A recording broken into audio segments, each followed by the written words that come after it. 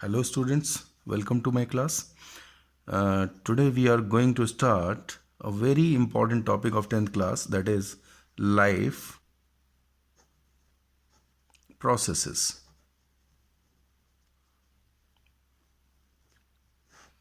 Exactly. First of all, we should go through what are the life process. Exactly. आप लोग कुछ basic activities के बारे में जानते हैं जो लाइफ के जो लिविंग बीइंग के बॉडी में होते हैं. For example, there is nutrition, there is respiration, and in case of animals, circulation. In case of plants, these are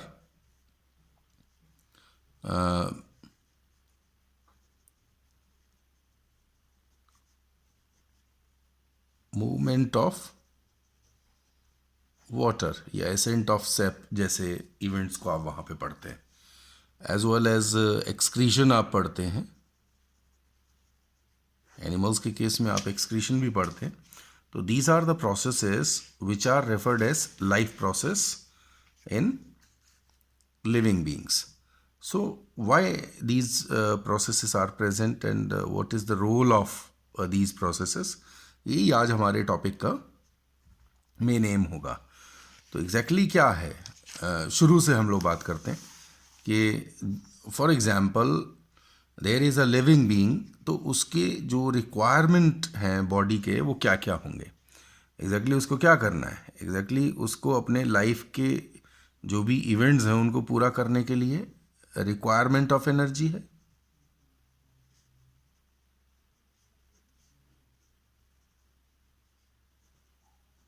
इनको एनर्जी चाहिए होती है.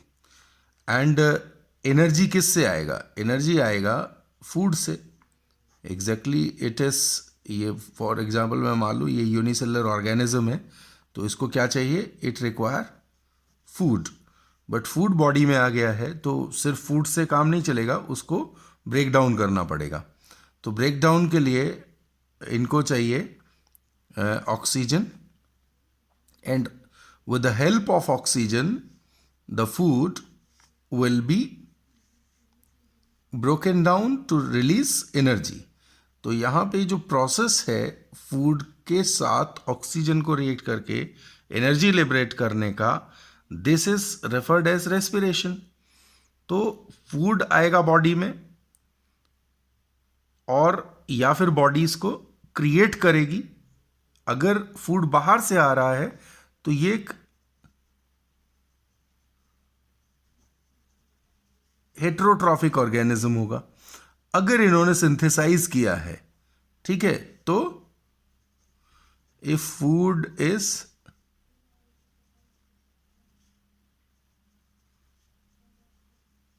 सिंथेसाइज्ड इन बॉडी तो हम क्या बोलेंगे, ये ऑटोट्रॉफ है. ऑटोट्रॉफ है यानी कि कोई एक प्लांट है, ठीक है. तो जो फर्स्ट रिक्वायरमेंट है किसी भी ऑर्गेनिज्म के लिए कि वो अपने एक्टिविटीज़ को पूरा करना है, बॉडी के अंदर जो भी उसको आगे लाइफ को कंटिन्यू करने के लिए एनर्जी चाहिए होगी, तो एनर्जी के लिए फूड को गेन करना एक लाइफ प्रोसेस है. फूड को ऑक्सीडाइज करने के लिए ऑक्सीजन का बॉडी में लाना और उस ऑक्सीजन के साथ फूड को रिएक्ट करवाना, ठीक है, और एनर्जी लिबरेट करना, this is another life process, that is respiration. इसके साथ ही बॉडी के अंदर जो मटेरियल होता है उसको एक ऑर्गेनल से दूसरे ऑर्गेनल तक ले जाना या पूरे साइटोप्लाज्म में उसको अपने पूरे किसी उस पूरे पर्पस को पूरा करने के लिए सर्कुलेट करवाना, ये सर्कुलेशन का काम होगा. एग्जैक्टली सिंगल सेल्ड केस में तो एक साइटोप्लाज्म है, बट क्या है कि जो ऑर्गेनिज्म मल्टी सेल्ड है, मल्टी सेल्ड के केस में जो मटेरियल है उसको पूरी बॉडी में यहाँ से वहाँ ट्रांसपोर्ट करना है. तो it will be provided by circulatory system. Exactly single celled cases के अंदर जो सिंगल सेल्ड ऑर्गेनिज्म है वहाँ पे सर्कुलेटरी सिस्टम नहीं है, लेकिन जो एनिमल्स हैं मल्टी सेल्ड और हायर लेवल के, उनके अंदर सर्कुलेटरी सिस्टम वेल डिफाइंड होगा। जैसे ह्यूमंस के केस में आप देखोगे, जो वर्टिब्रेट्स हैं उनके केस में बहुत बड़ा डिटेल मिलता है आपको। इनवर्टिब्रेट्स के अंदर भी जो एनेलिडा ग्रुप से आगे सब आप सर्कुलेशन का डिटेल आप देखते हैं, ठीक है। तो एनिमल्स के अंदर इस तरह है। प्लांट के अंदर जो है मूवमेंट ऑफ वाटर के लिए पूरा एक सिस्टम बना हुआ है, तो that will be discussed in the case of botany, life process in the plant. तो जो एग्जैक्टली जो मेरा वाला पार्ट है मैं उसमें आपको एनिमल्स के अंदर मैं समझाऊंगा। बॉटनी के लिए मैम आपको बताएंगे, ठीक है, जो प्लांट्स के अंदर क्या होता है। तो एनिमल्स की जो बात है उसमें हम न्यूट्रिशन पढ़ने वाले होंगे, रेस्पिरेशन पढ़ने वाले होंगे, हम सर्कुलेशन यानी कि मूवमेंट ऑफ मटेरियल ट्रांसपोर्टेशन पढ़ने वाले होंगे, और साथ में एक्सक्रीशन पढ़ने वाले होंगे। तो एग्जैक्टली जो वेस्ट प्रोडक्ट बनेंगे बॉडी के अंदर, तो मैं ये उनको रिमूवल जो है that is called as excretion. तो एग्जैक्टली हम थोड़ा ये समझ लें कि एक फॉर एग्जांपल कोई एनिमल बॉडी है, तो एनिमल बॉडी के अंदर the circulatory system, CS mean circulatory system, will play the role of a such kind of system which is involved in with all other systems, like there is digestive system or nutrition providing system, there is respiratory system, and there is excretory system. Exactly मैं ये मान रहा हूँ कि ये circulatory system है और digestive system है और रेस्पिरेटरी सिस्टम है, और यहाँ पे जो है एक्सक्रीटरी सिस्टम है। तो digestive system it is providing food to the body. Animals में हेटेरोट्रॉफ्स हैं, तो food is coming to the body, and in body with the help of circulatory system, after the digestion, with the help of circulatory system, the food will be distributed to their target cells. तो body बहुत सारे sales का बना हुआ है। जब आप खाना खाते हो डाइजेस्टिव सिस्टम के थ्रू वो खाना डाइजेस्ट होता है and it comes into the circulatory system, और सर्कुलेटरी सिस्टम इसको अलग अलग सेल्स तक लेके जाएगा। तो वो सेल्स फिर आगे अपने वाइटल प्रोसेस को पूरा करेंगे। तो exactly the systems which are helping in the vital process they are called as life processes. तो first system is digestive system. Digestive system is connected to the circulatory system. Another system is respiratory system. तो respiratory system में आप देख रहे हैं कि oxygen is coming in and CO2 is going out, मोटे तौर पे ये समझ लीजिए, है ना। हालांकि बिना ऑक्सीजन के भी रेस्पिरेटरी प्रोसेस होती है, एनारोबिक रेस्पिरेशन माइन्यूट होता है उसका, जो more common is the aerobic respiration with the help of oxygen. तो ऑक्सीजन बॉडी में आ रहा है, CO2 बॉडी से बाहर जा रहा है। तो ये एक सिस्टम है, it is also related with the circulatory system. Exactly oxygen कहाँ जा रही है? ब्लड में जा रही है, और CO2 कहाँ? ब्लड से बाहर आ रही है। Lungs are playing the role. तो रेस्पिरेटरी सिस्टम ये किसका बना होता है? या तो गिल्स का होगा या लंग्स का, it depends upon the animals nature कि वेयर इट इज प्रेजेंट। अगर पानी के अंदर है तो गिल्स हैं, अगर पानी के बाहर है तो लंग्स हैं, ठीक है। इस तरह से और भी क्या क्या ऑर्गन्स हैं that we will discuss along with the chapters. दूसरी बात जो तीसरा लेवल है कि जब बॉडी में फूड आता है तो फूड आने के बाद उसकी जो पूरी प्रोसेसिंग होती है उसमें कुछ वेस्ट मटेरियल्स बन जाते हैं। ख़ास तौर से मैं कहूँगा कि जब प्रोटीन आप कंज्यूम करते हैं तो प्रोटीन फाइनली ब्रेक डाउन होते हैं एमिनो एसिड्स तक, और जब एमिनो एसिड को भी एनर्जी लिबरेशन के लिए कई बार उसको डैमेज करते हैं, तोड़ते हैं, तो वहाँ पे एमिनो ग्रुप या नाइट्रोजनस वेस्ट जो हैं वो क्रिएट हो जाते हैं। वो नाइट्रोजनस वेस्ट बॉडी के लिए काफ़ी क्या है, हार्मफुल है, तो उसको बॉडी से बाहर निकालना ज़रूरी होगा। तो सर्कुलेटरी सिस्टम ही उस बात में हेल्प करेगा कि with the help of excretory organs the waste material, nitrogenous waste is thrown out. तो normally these organs are kidneys, higher cases में क्या है, किडनीज है. तो मैं कॉमन अभी तक जिन ऑर्गन्स को आप जानते हो सिर्फ उनके मैं नाम अगर लिखूं तो रेस्पिरेटरी सिस्टम में है लंग्स, और जो एक्सक्रीटरी सिस्टम है वो है किडनीज. हालांकि चैप्टर आने पर मैं आपको ये भी बताऊंगा कि अलग अलग एनिमल्स में जो इन्वर्टिब्रेट्स हैं वहाँ पे किडनीज के अलावा कौन से और ऑर्गन्स हैं, और यहाँ लंग्स के अलावा कौन से ऑर्गन हैं जो रेस्पिरेशन में हेल्प करते हैं. तो लेट अस सी कि there will be 4 major systems in the body. There will be the digestive system, there will be the respiratory system, there will be the excretory system, and these all the systems are connected with the help of a circulatory system overall. समझ में आ गया आपको? तो ये जो हम पढ़ने वाले हैं ये सारे processes, nutrition, respiration, circulation, excretion, ये सभी वाइटल प्रोसेसेस को या लाइफ प्रोसेसेस को कैरी ऑन करते हैं, सपोर्ट करते हैं, और you can call them along, mean इकट्ठा आप इनको कह सकते हो कि ये लाइफ प्रोसेस हैं बॉडी में. ठीक है, तो सबसे पहले हम किस सिस्टम पे चले? तो सबसे पहले हम ऐसा करते हैं, आज जो एनिमल्स का फीचर है जिसको आप कहते हो कि न्यूट्रिशन, तो मेनली हेटेरोट्रॉफिक न्यूट्रिशन. तो एनिमल्स के अंदर जो है हम लोग सबसे पहले न्यूट्रिशन के बारे में आइडिया समझते हैं.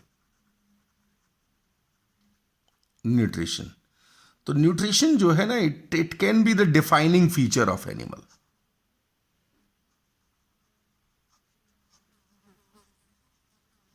This is defining feature of animals. As you can say animals show heterotrophic nutrition. Heterotrophic nutrition. What do you mean by heterotrophic nutrition? Exactly, whenever a body is taking a food from another organism, that may be a plant, that may be a animal, or that may be a fungus, fungi वगैरह, किसी को भी अगर खा रहे हैं, किसी भी ऑर्गेनिक मैटर अगर हमारे बॉडी में कहीं से आ रहा है, तो that kind of nutrition is the heterotrophic nutrition. Exactly समझ गए हैं बात? तो ये हेटेरोट्रॉफिक कैटेगरी आएगी, इसको हम क्या बोलेंगे? This is heterotrophic nutrition. And you will say कि एनिमल्स को डिफाइन जो किया जाता है, एनिमल्स की जो डेफिनेशन होती है, that is based upon nutrition. तो न्यूट्रिशन के लिए जो आइडियाज़ हैं, अभी यूनिसेलुलर ऑर्गेनिज्म में कैसा होगा, मल्टी में कैसा होगा, तो उन सभी के बारे में थोड़ा सा हम समझ लेते हैं. तो एक तो बात यह है कि हेटेरोट्रॉफिक न्यूट्रिशन है. हेटेरोट्रॉफिक न्यूट्रिशन में टिपिकल एनिमल लाइक जो न्यूट्रिशन है, that is called as holozoic nutrition. Holozoic nutrition. What is holozoic nutrition? Holozoic nutrition, it is typical animal like nutrition. This is typical animal like nutrition. This is typical animal like मतलब इसका मतलब यह होगा कि in this kind of nutrition 5 steps are involved. ठीक है, composed of 5 steps. Step number 1 is ingestion, यानी कि बॉडी के अंदर, डाइजेस्टिव सिस्टम के अंदर फूड को इनटेक करना. ठीक है, this is ingestion. Number 2 digestion. Digestion मतलब breaking of larger food particles to the simple food particles और smaller food particles until they are broken down up to the simplest level. आप कह सकते हो कि जो कार्बोहाइड्रेट्स हैं उनको बिल्कुल सिंपल लेवल पे ग्लूकोज तक डाइजेस्ट करना है। जो प्रोटीन्स हैं उनको अमीनो एसिड्स तक करना है। जो फैट्स हैं उनको क्या करना है, उनको फैटी एसिड एंड ग्लिसरॉल तक करना है। तो ये जो लेवल हो जाएगा, ये बिल्कुल फाइनल लेवल तक इसको डाइजेशन करने के स्टेप्स में, मीन इंजेशन के बाद डाइजेशन। और ये डाइजेशन पहले टीथ की हेल्प से होगा, उसके बाद एंजाइम्स की हेल्प से होगा। ठीक है। नंबर 3, डाइजेशन के बाद होता है एब्जॉर्प्शन। मतलब जो फूड बॉडी में डाइजेस्ट हो गया है, अब वो ब्लड के अंदर उसको एब्जॉर्ब किया जाएगा। ठीक है। अगर सिंगल सेल्ड केस है तो साइटोप्लाज्म में डायरेक्टली। चौथे लेवल पे, फोर्थ लेवल पे एब्जॉर्प्शन के बाद है एसिमिलेशन। यानी कि जो फूड साइटोप्लाज्म या ब्लड के अंदर एब्जॉर्ब हुआ, अब वो किसी बायोलॉजिकल प्रोसेस का हिस्सा बनने के लिए तैयार है, तो एसिमिलेशन कहलाएगा कि जब वो किसी बायोलॉजिकल प्रोसेस का पार्ट बन जाता है। देन इसके बाद लास्ट स्टेप है egestion. Egestion is the removal of waste material of the digestive process from the body. तो जो आपने खाना खाया है, जो बॉडी में, किसी भी एनिमल की बॉडी में फूड गया है, उसका जो बचा हुआ वेस्ट मटेरियल है वो बॉडी से बाहर रिलीज कर दिया जाएगा। ठीक है। तो that is called as egestion. तो इंजेशन माउथ के थ्रू होगा, इजेशन एनस के थ्रू होगा। समझ में आ गया? तो these are, if these all 5 steps are present, the nutrition is called as holozoic nutrition. इस बात से कोई फर्क नहीं पड़ेगा कि वो ऑर्गेनिज्म मल्टी सेल्ड है या सिंगल सेल्ड है। ठीक है। तो एनिमल्स तो मल्टी सेल्ड हेटेरोट्रॉप्स हैं, लेकिन एनिमल जैसे ही यूनिसेल्युलर काउंटर पार्ट्स जो है उनको हम कहते हैं कि वो है प्रोटोजोआ। ठीक है। प्रोटोजोआ एंड किंगडम एनिमेलिया के अंदर जो एक सिमिलैरिटी है वो है कि दोनों हेटेरोट्रॉफिक न्यूट्रिशन शो करते हैं, and many of them show holozoic nutrition also. Exactly, we can say in human and amoeba, nutrition is holozoic nutrition. ठीक है। दोनों में न्यूट्रिशन है, एंड दोनों के केस में ये 5 स्टेप फॉलो होते हैं। लेकिन ह्यूमन में it takes place in gut, amoeba में it takes place in food vacuole. तो आप ये देखिए कि अमीबा एक प्रोटोजोआ है, ह्यूमन क्या है, एनिमेलिया ग्रुप का मेंबर है, और अमीबा प्रोटोजोआ का है ये। ठीक है। प्रोटोजोआ जो इसका फाइलम प्रोटोजोआ होगा वहाँ का मेंबर है। तो प्रोटोजोआ में, protozoa are single celled animal. Previously they were included in kingdom Animalia, but बाद में इनको एनिमल लाइक प्रोटिस्टा में डाला है क्योंकि सिंगल सेल्ड होते हैं। तो फूड वैक्यूल है। अब जब ह्यूमंस में हो रहा है तो ये गट में हो रहा है, और ये यूनिसेलुलर कंडीशन सिंगल सेल के अंदर हो रहा है। बात समझ में आ गया आपको? तो दिस इज व्हाट, ये एक सेल वाले केस के अंदर है। अब इस बेसिस पे भी कुछ चीज़ें हो सकती है। अच्छा, एक चीज़ और जानने वाली है, जो होलोजोइक न्यूट्रिशन है वो तो 5 स्टेप वाला है। अगर 5 स्टेप ना हुआ, कोई ऐसा केस हो एनिमल्स के अंदर जहाँ पे 5 स्टेप्स नहीं है, तो मैं एक ऐसे केस के बारे में आपको बताता हूँ। एक होता है टीनिया सोलियम। ठीक है। कौन होता है? Taenia solium. तो टीनिया सोलियम को कॉमनली हम कहते हैं कि ये टेप वॉर्म है। It is tape worm. तो टेप वॉर्म के बारे में खास बात है कि it is found in the digestive system of the host. It is found in digestive system of the host. Host के डाइजेस्टिव सिस्टम की अंदर ये मिलेगा। यहाँ पे क्या हो रहा है कि होस्ट की बॉडी में जब ये मिल रहा है तो एक खास बात है कि ये खुद से फूड को डाइजेस्ट नहीं करता है। इसकी बॉडी में कोई डाइजेस्टिव सिस्टम नहीं है। नो डाइजेस्टिव सिस्टम, इसकी बॉडी में कोई डाइजेस्टिव सिस्टम नहीं है। खास बात यह है कि टेप वर्म्स की बॉडी में डाइजेस्टिव सिस्टम नहीं होता। क्यों नहीं होता? क्योंकि वो होस्ट की बॉडी में वहां मौजूद होते हैं जहां पर जो डाइजेशन है वो ऑलरेडी डाइजेस्टेड फूड इनको मिल रहा है, यानी कि वो हमारे इंटेस्टाइन में मौजूद है जहां ऑलरेडी फूड डाइजेस्ट हो चुका है, वो फूड इनकी बॉडी के चारों तरफ अवेलेबल है। तो क्या करते हैं कि ये डायरेक्टली अपने बॉडी सरफेस के थ्रू फूड को एब्जॉर्ब कर लेते हैं, डाइजेस्टेड फूड को। तो they don't require any digestive system. So the step number 1 is absent in Taenia solium. They don't show ingestion, they don't show digestion, there is no need of digestion, they show absorption, they show assimilation, and they don't show egestion. So there are just two steps. So what you will call it, it is not the holozoic nutrition. This is, क्या कहेंगे इसको, it is called as, it is a kind of parasitic nutrition, and the special term for this kind of nutrition is osmotrophic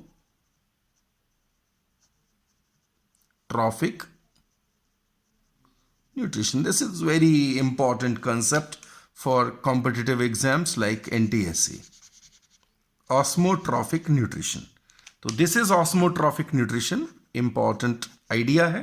and आपने देखा कि amoeba और humans जो हैं या हायर केसेस जो हैं, they are following this 5 step idea that is called as holozoic nutrition. तो होलोजोइक न्यूट्रिशन मुझे समझ आ गया। अभी और कौन कौन से आइडियाज हो सकते हैं, ठीक है, उस पर बात करते हैं। न्यूट्रिशन जो है एनिमल्स में, उसको और देखिएगा कि it is on the basis of कि भाई सिंगल सेल में हो रहा है। तो अगर सिंगल सेल में हो रहा है तो that is called as phagocytosis, ठीक है। In single cell like amoeba, the nutrition is referred as this kind of whenever the cell is eating the food, it is called as the method is phagocytosis. Whenever the cell is eating the food, this is called as phagocytosis. And the category of nutrition, actually cell wise, this is the digestion. What kind of digestion is there? Intracellular digestion. In single celled cases, the method of intake of food is phagocytosis. हमारे जो WBCs हैं वो भी अगर किसी pathogen को ईट up करते हैं तो that process is called as phagocytosis.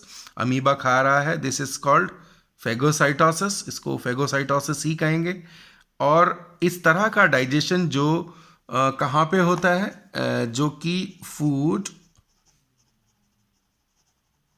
Vacuole में होता है, इसको हम कहते हैं इट इज इंट्रासेल्यूलर डाइजेशन, ठीक है। बहुत सारी जगहों पे in sponges also this kind of nutrition is called as intracellular, ठीक है। और when it is in higher cases of animals, higher cases of animals, the nutrition is intercellular digestion. Intercellular मतलब in the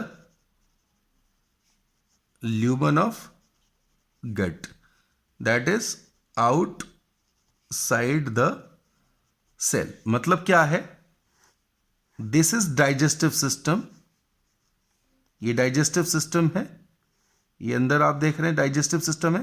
तो for example this is the food particle, इस food particle के ऊपर enzymes release होंगे और this will be digested. तो it is not happening inside the cell, it is happening inside the lumen, the hollow space of digestive tube. तो यहां पे हो रहा है। तो this is called as intercellular digestion. इसका एग्जाम्पल ह्यूमंस। ठीक है, इसका एग्जाम्पल है ह्यूमंस। एक केस होता है हाइड्रा का। इन हाइड्रा ऑब्लिक, इसके फाइलम का नाम है Cnidaria. In Cnidaria digestion is in 2 steps.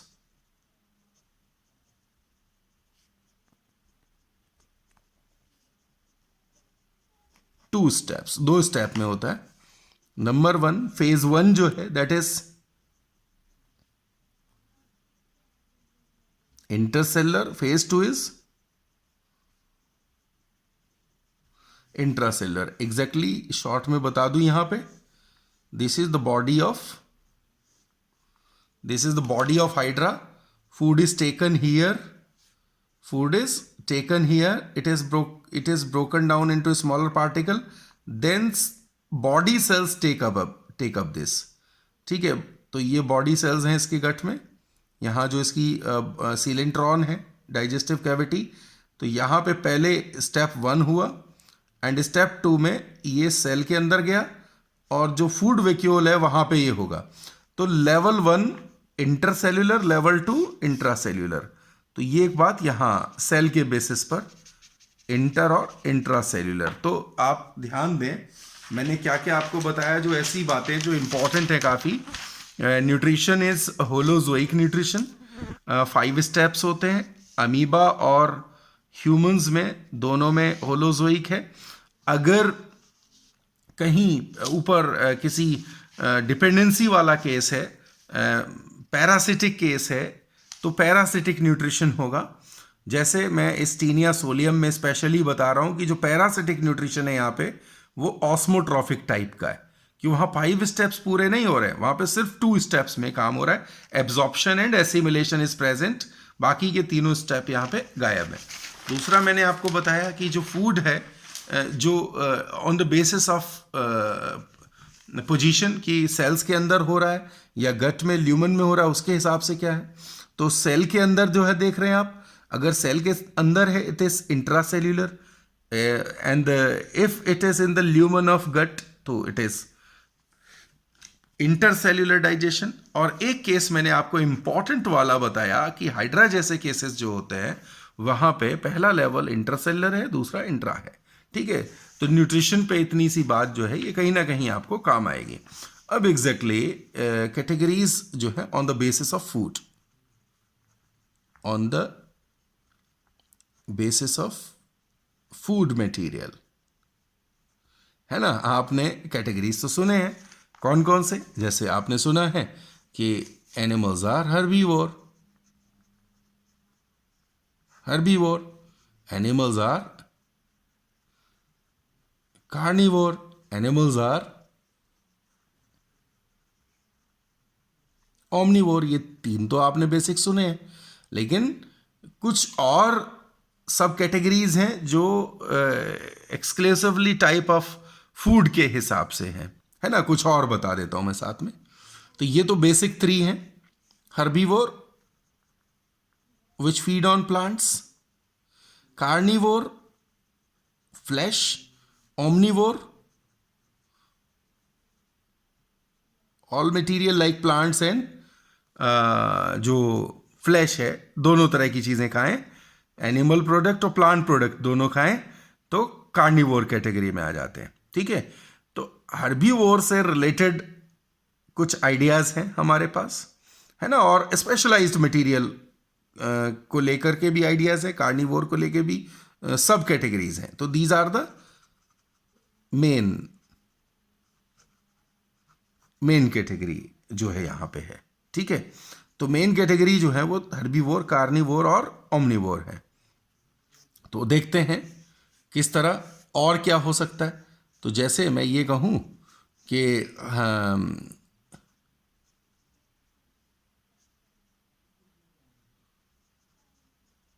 Gramineae वोर और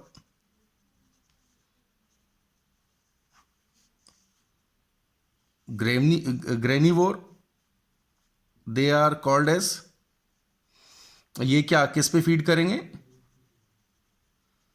ग्रेन्स पे, दाने खाने वाले हैं, पिजन, पिजन इसका एग्जाम्पल है। ठीक है, और वैसे यहाँ पे प्लांट्स वाले, एनिमल वाले, आपको पता ही है कि डियर है, और डियर के साथ आप रैबिट कह सकते हो। फ्लैश में टाइगर है, और जितना भी tiger family, cat and dog family you can say, dog cat family के मेंबर्स हैं। ओमनीवोर जो हो जाते हैं हमारे, ओमनीवोर जो हैं वो जैसे ह्यूमन, जब कॉकरोच सबसे ज़्यादा सक्सेसफुल स्पीशीज़ होगा क्योंकि इसकी ये खा सब कुछ सकता है, मेटल और ग्लास को छोड़ के सभी कुछ खा सकता है। ग्रेमिनीवोर जैसे पिजन हो गया, है ना, कोई बर्ड्स हो गए। लार्वीवोर,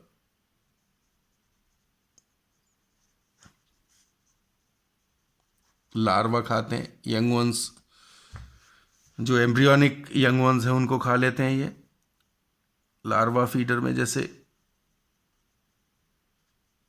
गम्बूसिया फिश, ये बड़ा फेमस एग्जाम्पल है, आपको NTSC वगैरह में आ सकता है। गम्बूसिया ये मॉस्किटो के लार्वा को खाती है, इसीलिए इसको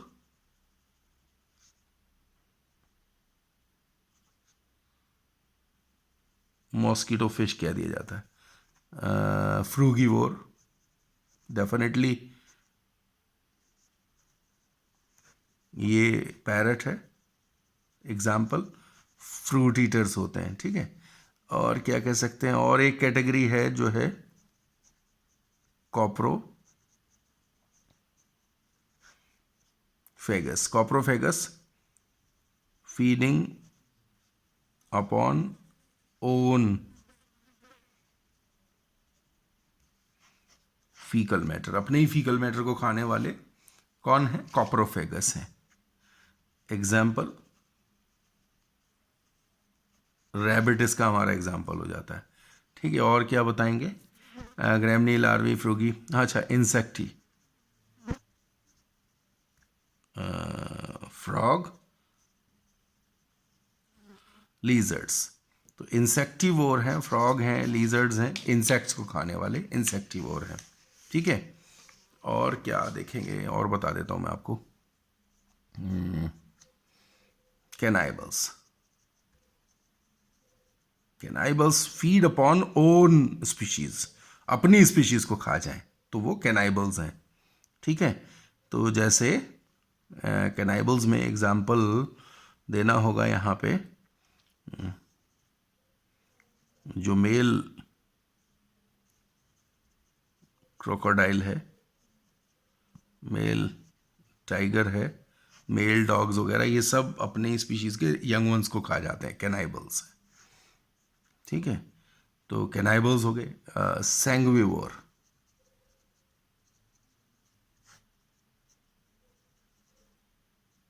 फीडिंग ऑन, सैंग्विवोर कौन होता है? सैंग्विवोर होते हैं फीडिंग ऑन ब्लड। फीमेल, जो फीमेल मॉस्किटो, उसी की बात करें, मेल मॉस्किटो नहीं। तो फीमेल मॉस्किटो ब्लड सक करता है, फीमेल मॉस्किटो। एंड लीच जो है, दे आर, लीच तो ऑल, नॉट फीमेल, ये सभी एक्चुअली, लीच जो है हर्माफ्रोडाइट है, मेल फीमेल एक ही बॉडी में होते हैं। तो ये सभी क्या है? ब्लड को फीड करते हैं, and they are called as sanguivore. अच्छा, जो ब्लड पे फीड करते हैं they have anticoagulant, anticoagulant in their saliva. ठीक है, अपने सलाइवा के अंदर एंटी कोगुलेंट होता है। जैसे लीच में क्या होगा? हीरोडिन नाम का सेलाइवरी एक प्रोडक्ट है, एंटी कोगुलेंट है, जो वहाँ पे मिलेगा। तो मैंने आपको बताया ग्रेमिनिवोर, लार्वीवोर, फ्रूगीवोर, कॉप्रोफेगस, इंसेक्टिवोर, कैनाइबल्स, और एक और स्पीशीज रह गया है, एक और कैटेगरी रह गई है, वो है स्केवेंजर्स। स्केवेंजर्स, तो what are scavengers? They are those who don't kill their prey, but they feed upon the left out material, है ना, feed on left out materials of cadavers, मतलब डेड बॉडीज जो है उनको खाने का काम करते हैं, जैसे वल्चर, क्रो, हाइना, ये सब ऐसे केसेस हैं। समझ में आया? तो ये जो आइडियाज़ हैं ये कुछ फीडिंग के आइडियाज़ हैं। बाकी और बहुत सारे डिटेल्स आते हैं, एनिमल एसोसिएशन वगैरह आती है फीडिंग के हिसाब से, वो थोड़ा सा जहाँ जहाँ ग्रुप इकोलॉजी वगैरह में आएंगे तो उस पर हम लोग बात बता देंगे आपको कि कहाँ कोई इकोसिस्टम वगैरह बताना होगा तब। ठीक है, तो फिलहाल इतनी बात जान लीजिए कि हमने अभी न्यूट्रिशन पे बात शुरू की है, एक बहुत इम्पॉर्टेंट वाइटल एक्टिविटी है और हमारे लाइफ प्रोसेस का एक शुरुआती चैप्टर है। तो उसमें ये बातें आपको पता होना एनिमल्स में ज़रूरी हैं कि intercellular, intracellular, on the basis of food material, on the basis of कि उसके स्टेप्स कौन कौन से, होलोजोइक न्यूट्रिशन क्या है, पैरासिटिक केस क्या है। तो ये कुछ फंडामेंटल आइडियाज़ थे। आई होप कि ये सब कुछ आपको समझ आ गया होगा और आपका जो NCERT से लिंक है आप उसको बना के रखेंगे चैप्टर्स को, उसको देखिए वहाँ पे भी क्या क्या दिया हुआ है। वहाँ पे कुछ इन्फॉर्मेशन जो है वो कम दिया हुआ है, इसीलिए मैंने आपको थोड़ा एक्सप्लोर कर दिया कि क्या क्या और है जो समझने लायक बातें हैं। ठीक है, तो अगले लेक्चर में हम लोग ह्यूमन डाइजेस्टिव सिस्टम पढ़ेंगे और अमीबा को मैंने आपको एक बार आइडिया दे दिया है, इस तरह से होगा, ये स्टेप्स होंगे, तो उसमें उतना ही है ऑलमोस्ट। तो ह्यूमन डाइजेस्टिव सिस्टम हमारा नेक्स्ट टॉपिक रहेगा, तो एग्जैक्टली उसको थोड़ा सा पढ़ के रखिएगा, है ना। और कोई डाउट्स वगैरह हैं तो आप हमारे नंबर पे आप प्रोसीड कर दीजिए, तो उस पर या आप जो है चैनल में ही उसको अपना डाउट दे सकते हैं तो आपको आंसर मिल जाएगा। ठीक है, थैंक यू सो मच।